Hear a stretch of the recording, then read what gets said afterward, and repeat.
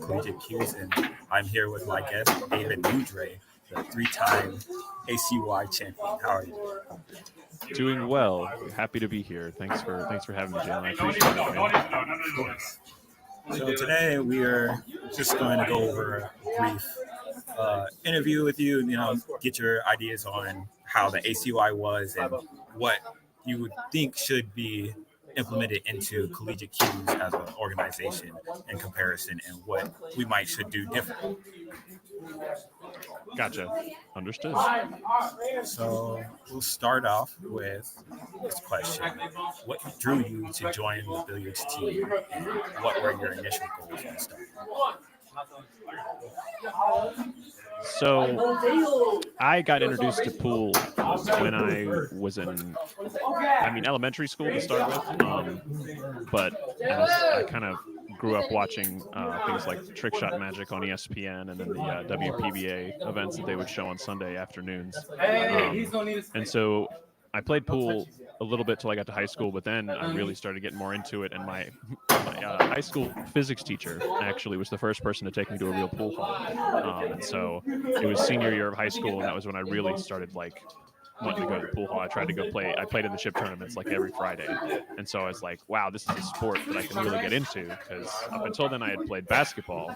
I was a really, really tall dude. My whole childhood, I sprouted up before everybody else. And so I was the center who was like 6'2" in freshman year of high school or sophomore year of high school. But then I hurt my knee junior year. And so I was not able to play senior year. And so I really kind of was looking for a sport. And I kind of found pool in that way. So when I got to college, I ended up going to Virginia Tech to study music.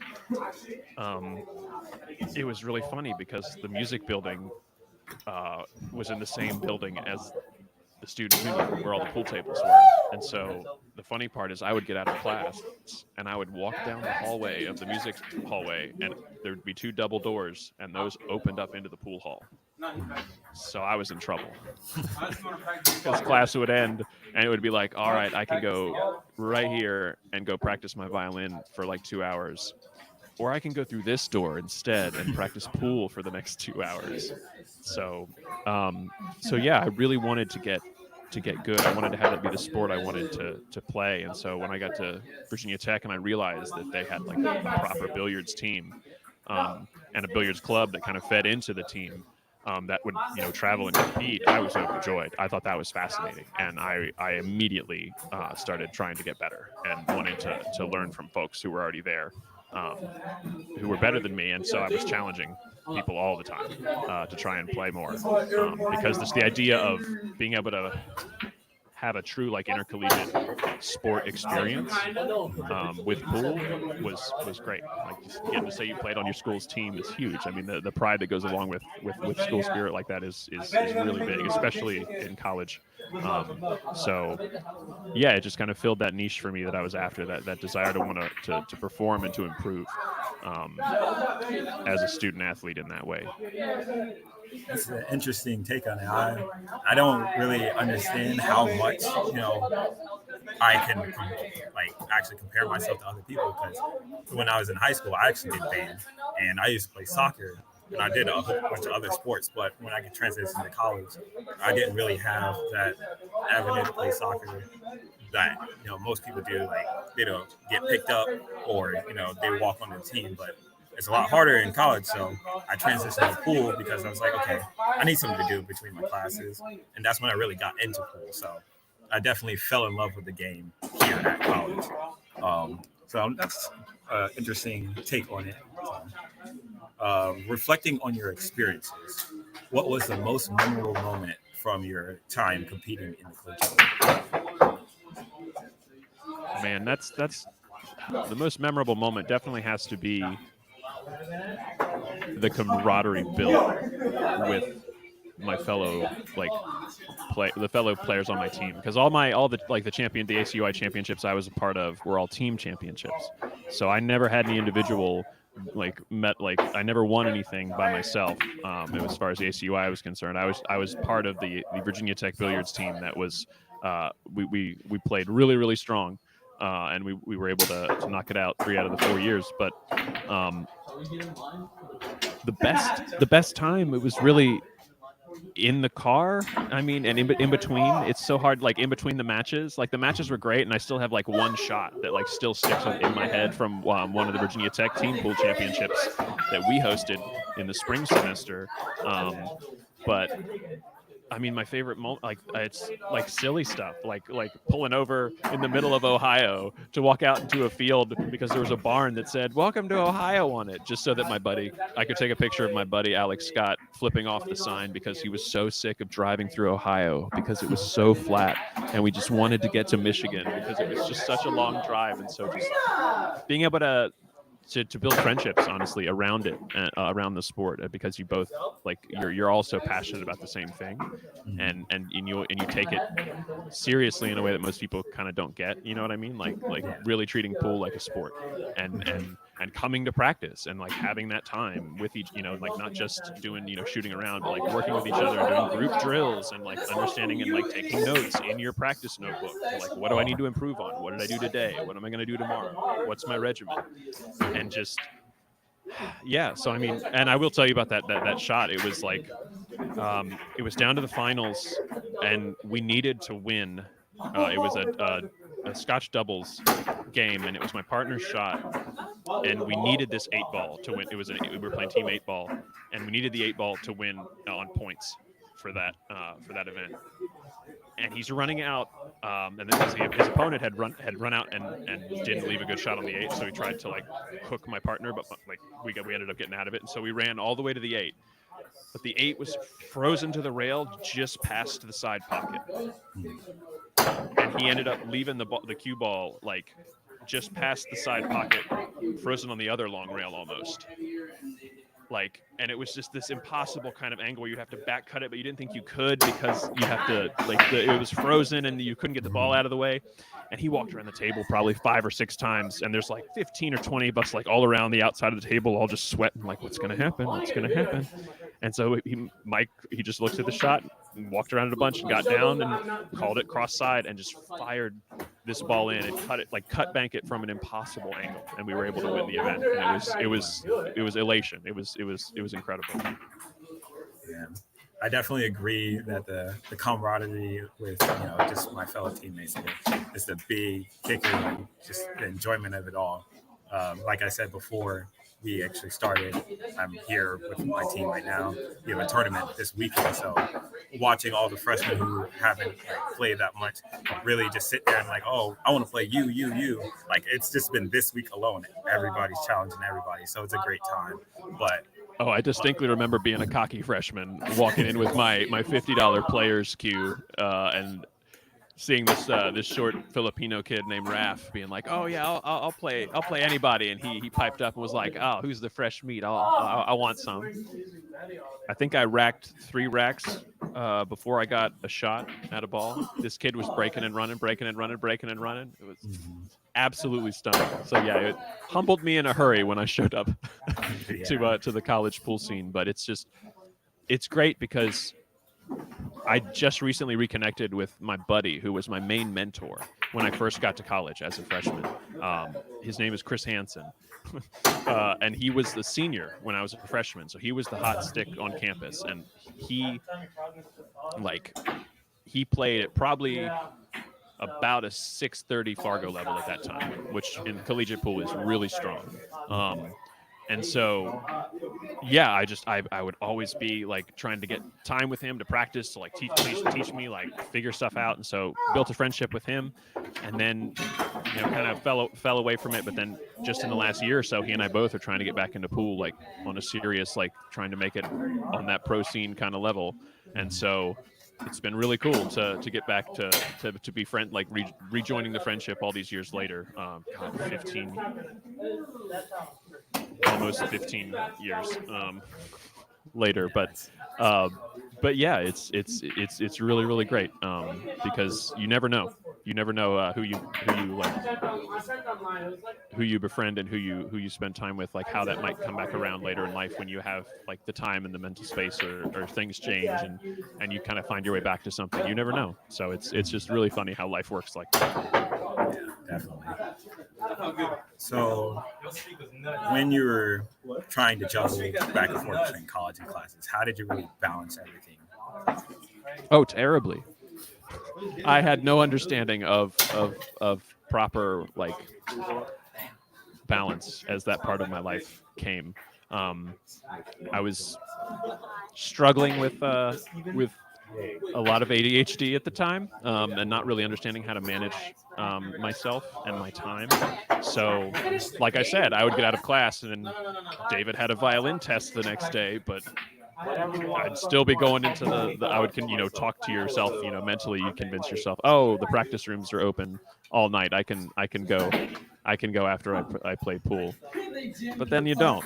And so, my grades suffered in the first year or so because I didn't really have a good way to manage that. But as my time went on in college, like towards the end of my sophomore year, I really something kind of clicked with me, and I was able to find a rhythm and dial in for the things that I needed to do to stay like focused, like have the time for this, have the time for that, like being able to write stuff down. Writing stuff down was the big one, and being able to like manage my time ahead of time. So if I had a plan going into the day, I was a lot better about being able to accomplish the stuff I wanted to accomplish, as opposed to if I just woke up and went to the pool hall in the morning and then was like, all right, I'll figure it out from there. I'll already be in the building. My violin's in my locker.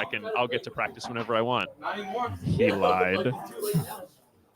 So it's a learning process, and the important thing, I think, looking back, that I didn't really do at the time was give myself the space to make mistakes when it comes to that, and to kind of figure out how that works, because it's not the same for everybody. Everybody's built different, and everyone has little nuances and things that they need in order to function at an optimal level when it comes to trying to balance things like that in life.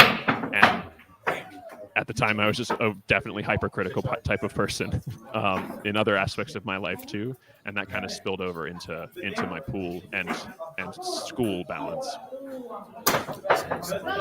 Yeah, I know there's a whole bunch of freshmen here and other upperclassmen who struggle with their management, balance, and all that. So for me, I think it was easier for me to adjust because I was already in the mindset of, oh, I'm here to do something else because I'm studying mechanical engineering. I don't have time to slack because I'll be here for 6-7 years if I don't focus. So I understand completely on that aspect, but it's definitely time consuming, and it'll definitely take up a lot of your life if you let it. So I understand. I had a couple of friends who were ME majors who were on the team, and when it got towards certain parts of the semester, they were not able to make practice certain days, and that's understandable. You're paying to be there to learn and to do the main thing that you're trying to do. So it's understanding and setting on those priorities is crucial. And even though people might give you shit for it, doing what's best at that time like that, I think that's the optimal way to go about it, for sure. So how did you involve your collegiate billiards impact your life after graduation, both personally and professionally? I think mainly is the way that it impacted me, I think, is definitely from the network of friends that I built in different places through traveling to play these tournaments, because we would travel to Michigan, and then a bunch of other colleges from all over the area would also travel to Michigan. And so from that, I made friends with people who were going to college at like Purdue and in Akron and at University of Michigan and at like Eastern Carolina University. And some of these people, like, I still get to interact with these people today because a lot of them are still in the pool scene. And one of the one that really comes to mind is Betsy Sundholm, who ran a lot of the ACUI stuff for University of Michigan during the time that I played collegiate pool, and she just recently retired from that job at University of Michigan and stepped away when ACUI kind of went under. But it's just been really cool. She is also kind of coming back into serious pool again, and she's been playing some WPBA events, and she's been getting like better and better results each time. And it's just it's all a journey, and you never really know like where it's gonna where pool is gonna fit into it. You know what I mean? It's kind of a weird thing like that. It's a unique thing that you can step away from and then come back to and still perform at a high level. And it's great, like seeing Shane Van Boning, 40 years old, playing the best pool of his life right now, showing that like a 40-year-old body can actually do this stuff. Giving hope to folks who are maybe starting a little bit later, not in college or like even after college. It's never too late. College especially is such a great time because you have that little bit of extra time to devote to it. So based off of your network with everybody, are there any opportunities that you got, whether it be jobs or new skills that you got from playing collegiate billiards versus if you didn't?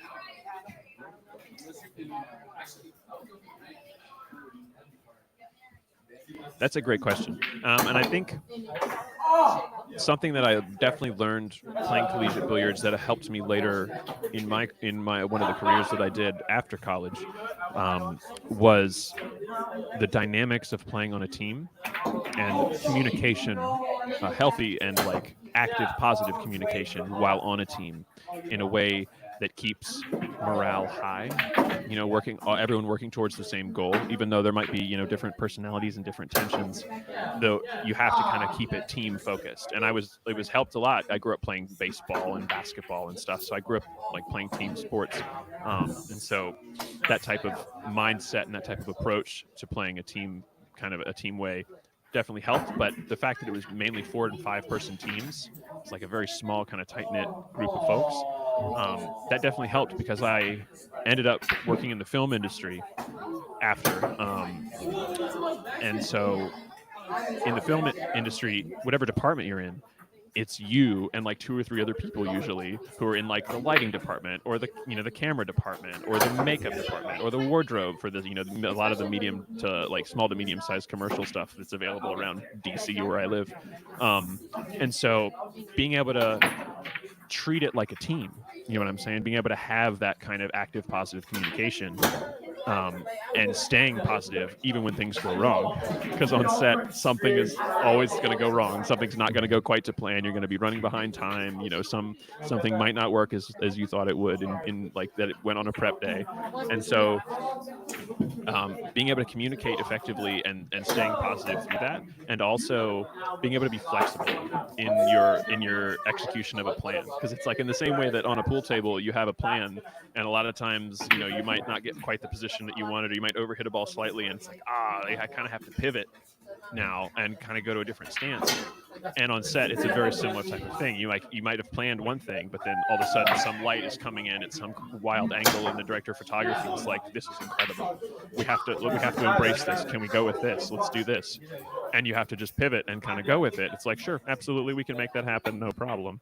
And yeah, just keeping that kind of on your toes, always kind of ready to trying to do the right thing, choose the right shot in the right moment kind of thing, and taking that kind of mindset into the work of working on a team on set. Are there any tips that you would give current players like myself or other schools who are looking to make networking opportunities but making the most of it throughout their billiard community?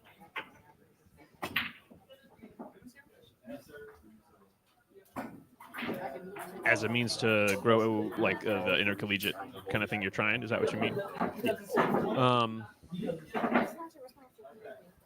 Yeah, definitely reach out to just as many people as you possibly can, and also write a bunch of sponsor me emails and send them out to every billiards company that exists. I'm not kidding. Like with AI now, y'all have it so much easier. Like back in when I was in college, I was trying to get sponsorships for my senior project, and so I wrote like a bunch of camera companies and tripod companies, and I probably wrote 20 or 25 different versions of an email, and I sent it to like 50 or 60 different companies. But I got 5 replies, and I got a bunch of equipment that got sent to me. And so the main thing is, you never know, like an interaction or a person or a company that might end up being a positive thing, for the future, as like, so always be open to those possibilities, I guess. And so the worst thing they can say is no, I would say. And so try to just reach out to try to make as many connections as you can. I think that would be my suggestion. You can never overreach out, if that makes sense. You know what I mean? Especially now, like, because pool is on the up and up in America specifically. It's really going through a growth in a really positive way.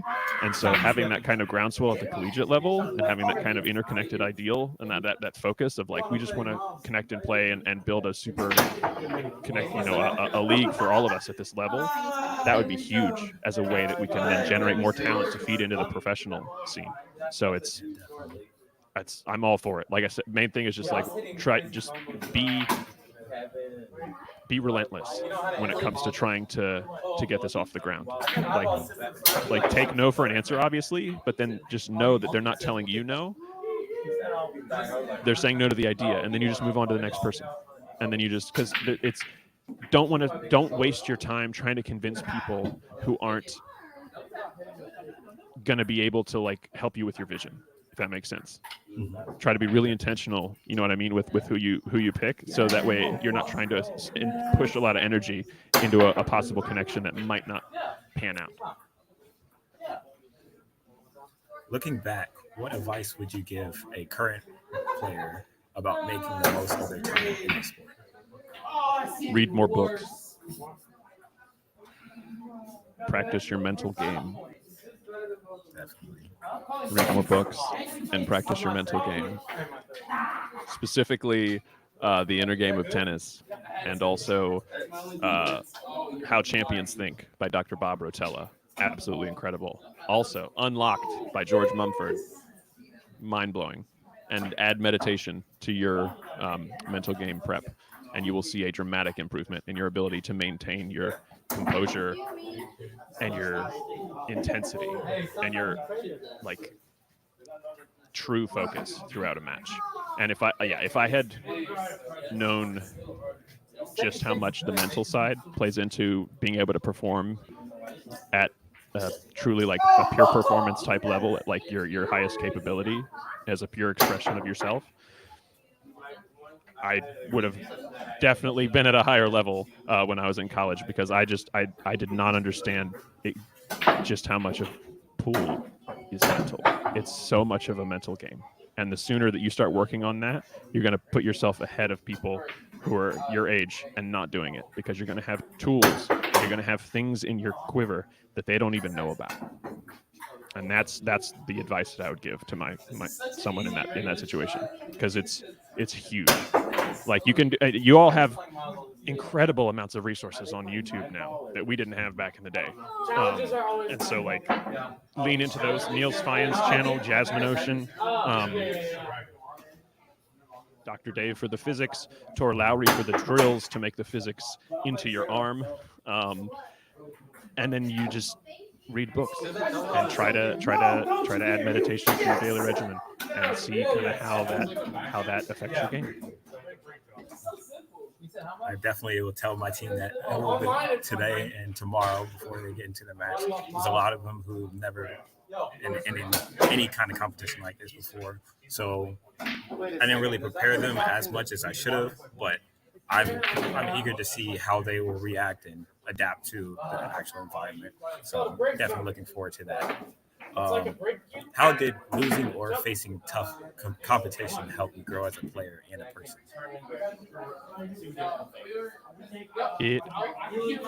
Facing tough competition helps me grow as a player and a person by reminding me that I haven't gotten there yet.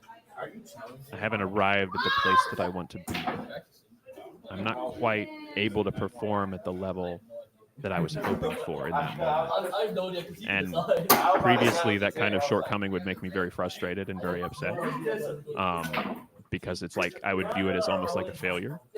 But lately, I've been really focusing on removing judgments from things like that. And so it's like when that happens now, it's more so it excites me, because it's like, oh man, I have stuff to work on. I can't wait to get back to the practice table, because like I know exactly what kind of thing or I know exactly which part of my pre-shot routine slightly broke down, and that caused that shot to not go where I was intending it. You know what I mean? And like, that's kind of how I frame it nowadays. And it's like, it always it encourages me, because it's like, man, that's that next level. I can see it. I can feel it. Oh, it's like, if they can do it, oh, I can do it.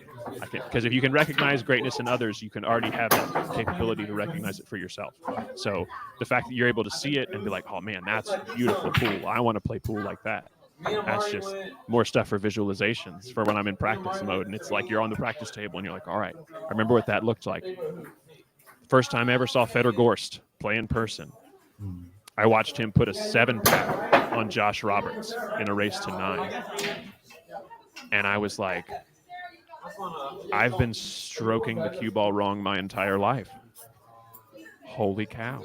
And so the next week in practice, I literally would set up my camera and I just set up straight in shots, because I was trying to make my arm go as like smooth and slow as Fedor made his arm go. And he would just get so much action out of the cue ball, and it just was completely going exactly where he wanted. And so it was just like that idea of just like, wait a minute, I can change something and have access to this whole new level that I didn't even realize was there. And I think that's the thing about pool that excites me the most, especially from a motivating kind of like learning and, you know, knowing that I'm not there yet kind of thing, and that there is really no there. It's like the fact that the journey is the part that I'm excited about.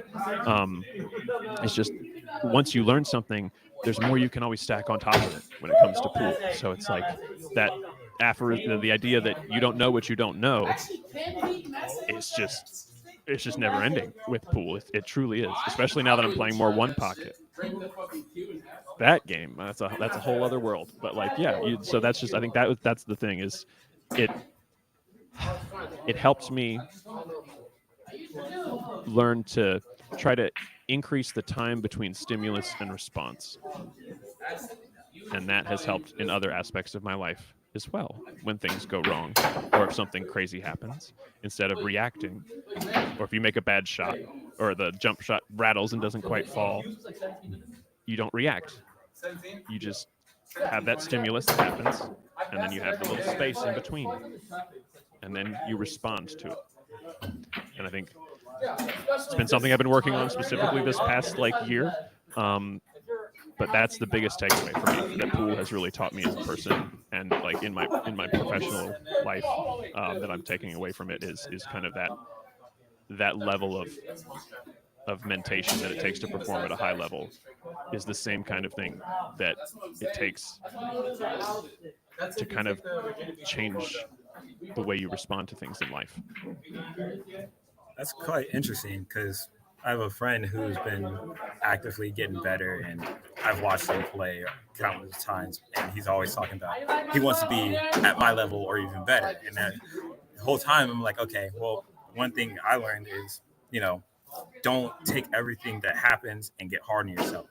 And which is crazy, because you say respond instead of react. I've been preaching him to that the entire time. You can't react to everything, because reacting is just taking whatever happens and you doing your initial thought, not actually thinking it through. So it's quite interesting how we have the same logic behind it, just different times of actually implementing it. So that's an interesting comparison for both of us, because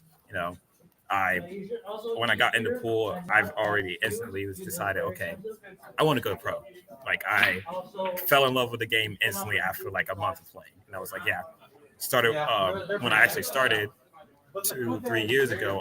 I started watching the U.S. Open at the time, and then after U.S. Open, Mosconi. So it's like, okay, at that point, I jumped in from a average player to, I'm invested in the game. I want to be a pro. I want to learn as much as I can. So I think, who did I watch? I watched SVB play first match in U.S. Open, and then I went and watched Tyler Steyer in the Mosconi that year. And I was like, okay, I watched a little bit of Tyler Steyer before then, and I was like, okay, he's not playing his game, and I could see that already, like the transition. Then I got a chance to meet Joshua Filler the year after at Q Masters, and I was like, okay, like, he's my favorite player. Like, I watched all his videos, watch him shoot. Like, hands down, my favorite player, because I love his style, his confidence, like his eagerness to just get better. So just watching that and then getting to meet him just like made a dream come true. So then I like took it even a step further. The next year I went to play the U.S. Open. I got beat 9-4 against Elliot Sanderson, but it's a win because I went 3-0 on him at first, and then he came back, caught a gear, broke a ran out. I mean, there's nothing you can do when your opponent just runs out. Hey man, I played Tyler Steyer at the event, the World 9 Ball Tour event in Boston this year. I drew him in the first round, and I lost, I think 9-3. But I got him to give me ball in hand 3 times. So I was taking that one to the bank. I was like riding the high from that for the rest of the day. I was like, I lost, but I don't care. I played lock-up safeties. That's good. We're just write down the wins for the day and then move on to the next match. But yeah, Josh Filler in person, he's incredible. Like I watched him come into that Boston event, like just sit and rest, take his cue out, shoot 9 balls before the match. They started, and then he broke and ran like 4 racks on like brand new table conditions, and it was just stunning. And I was like, he's playing a different game than everybody else. Like we were all trying to adjust to the speed, and he was already dialed in from just hitting 9 balls of warm up. It was fascinating, and that little stroke, he can get so much out of just so little cue movement. It's absolutely incredible. I also have been trying to emulate little bits of his technique as well, because it's so sound. Yeah, definitely. Because when I started, I actually used to use spin a lot, and I was like, okay, maybe spin isn't the best option for every shot. So when I started watching more of his shots and understanding that most of the shots, all you need is center ball, just a little bit of draw or top spin, and you're good. So I really started focusing on that and watched my game go from like a 450 to like a 520. And I've been at a 520 for a good little bit, but I think that's just because of some of the tournaments I've been playing in. Like I've played people who are like 600, and I go hill with them, but Fargo, they don't really account for everything. So it's just like, am I really going up? Am I not? But I started seeing the improvement in my own game, regardless of who I play. So I always see the big aspect in that. Of course. The only person you should be comparing yourself to is your previous self. So are you saying that you're trying to go, or not trying, are going pro, and you're going to all these WNT events? So what is your biggest event you went to, and what was your best results out of your favorite event? Probably at that Boston event, because after I lost to Tyler Steyer, I then played a like 600 like a Fargo, it's like 612 Fargo, and I beat him 7-3. That felt like on the loser side, that made me like really up my confidence. And then I had to play Donnie Mills in the round after that, who's a very well-known player who's been around on the pro scene for over a decade. And he's a 750 Fargo, and I went hill with him, and that was a really big deal for me. That was a really biggest moment of the year, I think, for me, as far as like pool and like under the conditions. I had played better in in like 1 or 2 other tournaments. Slightly, I had a little bit better performance, but not in that pressure situation against quite as high a Fargo player with as many crazy shots and executions that I was able to do in that situation. So it was a huge confidence boost for me, and like I can do this. You know what I'm like it helped me even better see the trajectory. Like I'm 2 years into my, hopefully, what I feel like coined as a 5-year journey towards professional pool. And it's just, I see it. You know what I mean? Like really giving myself the time to like play a lot of tournaments and get this experience, but like being able to see that under pressure I can execute. It was very, very, very, very reassuring and motivating. Yeah, definitely understand that. When I played Elliot Sanderson, it was just like, okay, I'm going to this tournament, no expectations whatsoever. And I feel like that was the best thing for me, because I never would have thought I would have went 3-0 on him at first. Like, he's a pro, a well-known pro. No matter how long he's been playing, how long I've been playing. For only playing 2 years, and to say I went 3-0 against a professional player, that was like the biggest thing for me. And then after that match, I played Sergio Rivas, and great player. And when I tell you I had no chance, he beat me 8-1. I don't even know how I got the one rack. Like, it was that quick. And it was just a great experience. After I played that, I stuck around for 3 days and played on the Raskin table that was outside. I actually got to play SVB for the one rack while everybody was like playing him. I was the last guy to play him, and I was the only person that actually beat him because I got him to scratch 3 times, and I was like, yep, ran out. So that felt good. But just having that experience, I think it's like so big for people who actually want to go pro. Just to be able to be in a community where everybody's there, not only for themselves, but for the community. Like, I met everybody, like Corey Duel, Fedor Gores, Mario He, Alvin Ocean, Josh again, Alex Pagulayan. I even met Robert Hart, which I didn't even know was Kevin Hart's brother until I watched some video, and I was like, there's so many people that you would never know they're pro until you actually go in and look and be at an event like that. So it was definitely like a good experience for me and my steps forward, because my ambition is not even my end goal, just my ambition for right now is to make it to the Moscone by age 30, which I'm only 21, so I got time. But if I can, I'd prefer to make it in the next 3 years, because that'd be a big thing just for myself, and not only for myself, but say I'm the first college player to ever go into the Moscone like that, or whatever record that would be, just to be in that atmosphere and be able to represent the U.S. just because I know I have the ability to, and I'm just gonna keep pushing myself to get there. It's big for me. It's also the Northern Virginia area is an incredible place to be if you want to try to be going pro at pool, because there's so many tournaments within this area that just between like Super Billiards Expo in Pennsylvania and then like down to North Carolina, there's at least 5 pro events that happen in a year, like 5 of those World 9-Ball Tour events.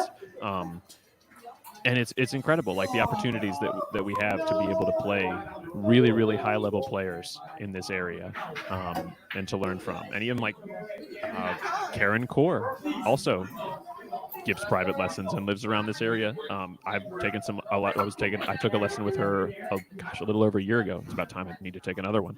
But like absolutely like changed my game. Like in like one lesson, taught me like 6 things, and I spent the next year trying to iron all those 6 things out into a more like technically correct mechanic. And I definitely in a place where I'm like finally happy with my mechanics after 35 years of living and probably 29 of them playing pool of some kind. I'm finally happy with my mechanics. Definitely understand that. I had the opportunity to learn under Chip Klein. He actually taught a couple big guys. So I love Chip Klein's work. His stuff is absolutely incredible. Yeah, he's definitely a funny guy. Just he's all about helping the community. So I love learning from him. Being up there, I played in Pennsylvania for like 3 months because I had an internship up there 2 summers ago. So I got to be up there, meet a couple of people. You actually might know Thomas Haas. I got to play him.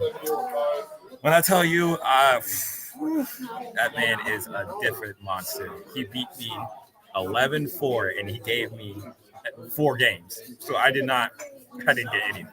Like, he is something else. Yeah, I got to play Thomas recently. We had a really good match. It was back and forth. Like we were 3-3, and then I think I made like 2 or 3 mistakes, and then it was 7-3.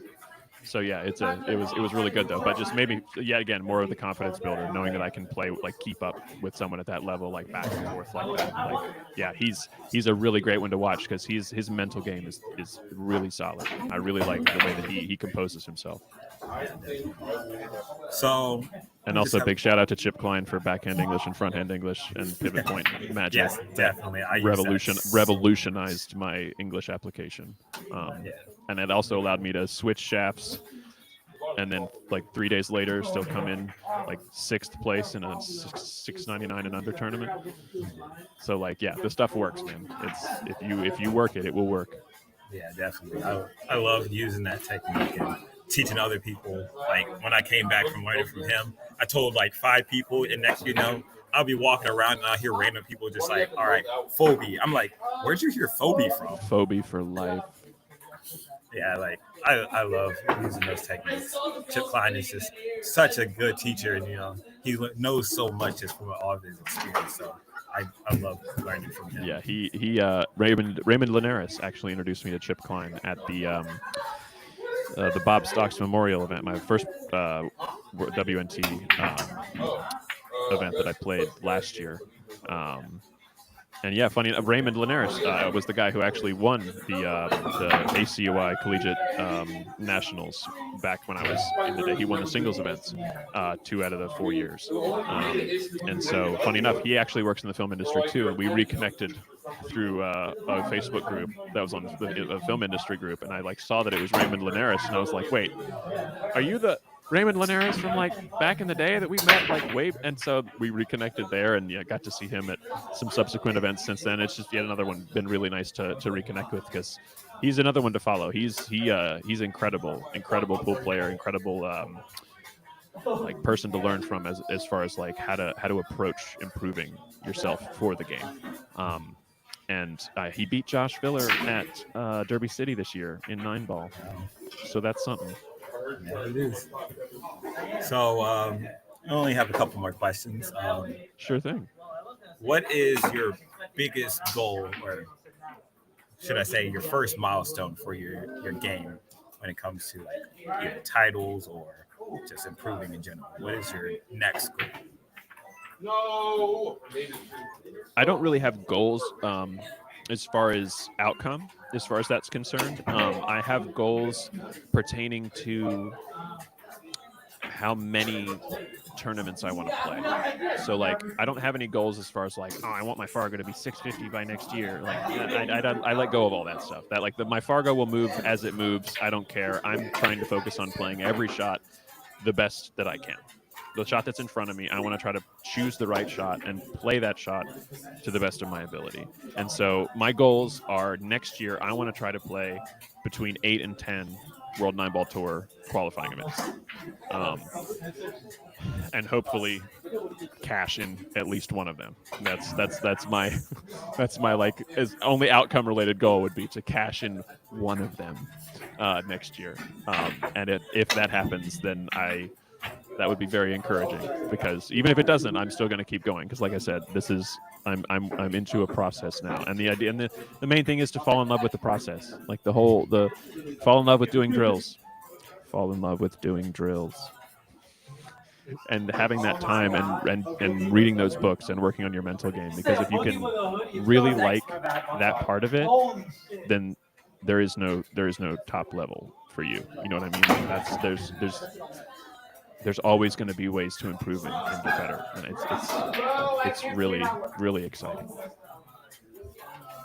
Well, in terms of the ACUI, what aspect do you like about how those events were ran? I liked how balanced it was, how it wasn't just focused entirely on rotation pool. We were actually doing modified straight pool as one of the events, and we were doing team 8-ball, and we were doing singles 9-ball, and there was Scotch doubles for some of it. So we got to kind of experience similar game situations to what we would watch when we would watch Moscone Cup in those team events. And so I think that was the exciting part for me, was being able to practice, or having to practice, those different disciplines. And for me specifically, I mainly was a 9-ball player. That's kind of my bread and butter. I'm a rotation player from way back, and so I'm just now getting more into one pocket and straight pool. So back then it was really a lot of I needed improvement in 8-ball strategy and straight pool patterns, because I was not very knowledgeable or patient when it came to playing those games. So being able to learn how to rely on your teammate in a Scotch double situation, how to play position for your partner, if your partner is shorter than you, or if they play with the opposite hand from you, understanding that you kind of have to change the game a little bit in order to play best as a unit, as opposed to the way that you would normally play. And so just being able to be flexible in those situations. But yeah, I enjoyed I enjoyed the way the tournaments were set up, and the fact that there were like bonuses for like getting like a break and run. You get 10 points for your team, you know, in the 9-ball event, or if like 8-ball, if you cleared the table from your opponent's dry break, that was bonus points. You know what I mean? So like little like gamifications that we would call them now. But like those little things like that, I think were the most fun for me, because it was always like the little thing that you could chase in the interim while you were chasing the bigger goal of winning the match. Is there anything you think you would change in the aspect of actually either setup or time frame, or like even if it was like, oh, instead of 2 days, it would be 5 days or whatever? Anything you would change from those events?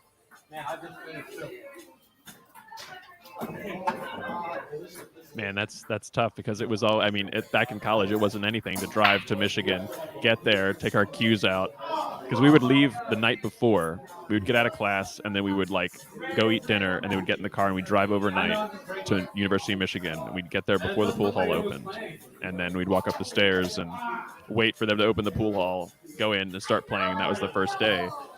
And so like that was fine at the time, but you know, I think making it more than 2 days is tough, because of, you know, just because of the nature of everyone is still college students, and Monday comes classes usually. And there is kind of the fun, you know, the memories you make from having to do crazy stuff like that to make it to the tournament and to make it happen. If there's anything I would do differently, I would probably say, like,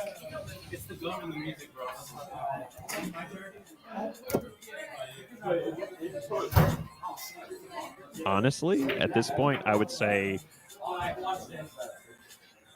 I kind of wish that they had swapped out the straight pool for one pocket. And that's the controversial take that I will that I will say. I think college kids should start playing one pocket. Yeah, definitely. There's tons of people who I try to get to play one pocket, even straight pool, Filipino straight pool, Saratoga. Like I play it all, so it's interesting to try to get people to play, and they're just like, oh no, I don't like it. They should also play snooker. Yeah, if you want to get good at pool, you should also be practicing snooker on a snooker table, because holy cow. Yeah, when I went to Pennsylvania, I went and played on the snooker table literally every day, and my game just took a whole new turn. It was like, wow. I was able to win a 6-red snooker tournament a couple months ago. And yeah, just in the couple months that I've been playing snooker, my pool game has gone up tremendously, because you have to be that much straighter. Like your alignment has to be perfect. And so it actually revealed some errors in my alignment. And so I was able to kind of tighten up and make some adjustments because of that. So yeah, dude, we should play snooker sometime. Yeah, definitely. Like I haven't played since February, because we went to Virginia Tech for our last team tournament. Man. They have a table there now. Yeah, that 12-foot snooker table on the pro side and break zone. Oh, I love that table. Yeah, when I tell you, everybody came over there, we were playing, and there's only 2 of us who actually like play snooker like that. So it was interesting, because like I would go on the table, and without even warming up, I just start firing shots at it, because I'm so used to it. Like I play with an 11-8 Revo, so I'm already used to like shooting tiny diameter. I have a snooker cue at home, so like it doesn't really change much for me. But then watching everybody else come in and then start to slowly understand, okay, now I have to be very precise. And then we start putting the regular size pool balls, and I'm still firing them in, and they're like, oh, I can't even get this. They don't understand the banks, because it's a lot different than a regular pool table. So. And there's no diamonds. Yeah, definitely. It's a great time playing snooker. I love it so much. I was planning on getting a snooker table when I get my own house. So we're really lucky. Again, in Northern Virginia, there are 3 snooker halls within 30 minutes of each other. There's one in Springfield, there's one in Arlington, and there's one in Alexandria. I will definitely be traveling up there for that pretty soon. So, but I think my last question would be, what's your next event?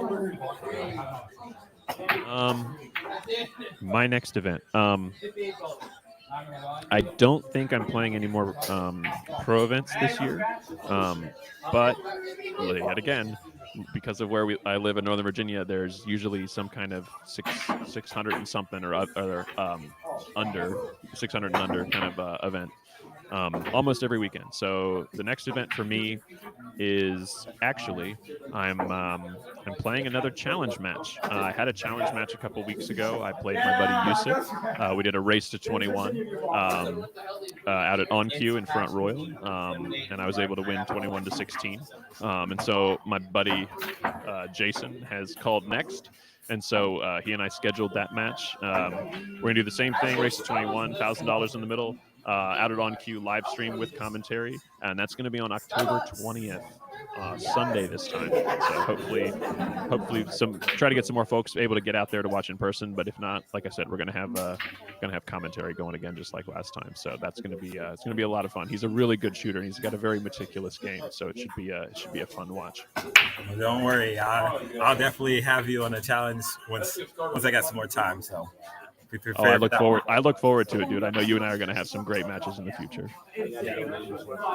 Well, that was all I had for today. It was a pleasure having you on our podcast. And tomorrow, for all those who are watching, chime in. We will have our first Collegiate Q's tournament this weekend at Diamond Games.